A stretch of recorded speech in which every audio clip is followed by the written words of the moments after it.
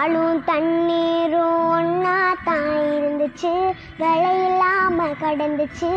ஆனா இப்போ எல்லாமே தலைகீழா போனுச்சு, தடமாறி நின்னுச்சு.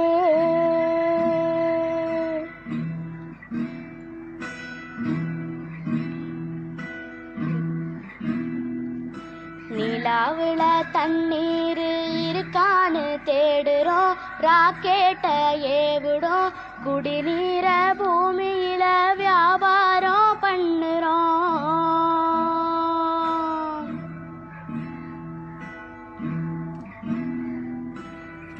இருக்கும் பக்கத்துல ஊரு உருவானுச்சு, வரலாறு சொன்னிச்சு. ஊரு மட்டும் இருக்குதையா, ஆற மட்டும் காணல, போன இடம் தெரியல.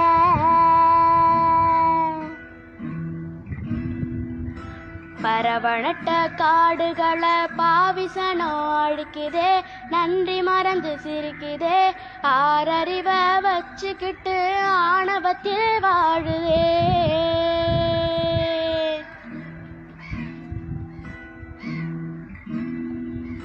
மண்ணை போல தண்ணிக்கும் எல்லை கோட்டை போடுறேன், வறுமை கோட்டை வளர்க்குறேன். இயற்கையத்தான் பூட்டி வச்சு பொம்மையாக்க பார்க்குறேன், அடிமையாக்க நினைக்கிறேன்.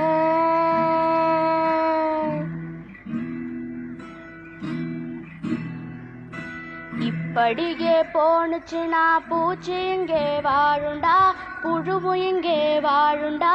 மனுஷன் பையன் என மட்டும் மண்ணாகி போகுண்டா.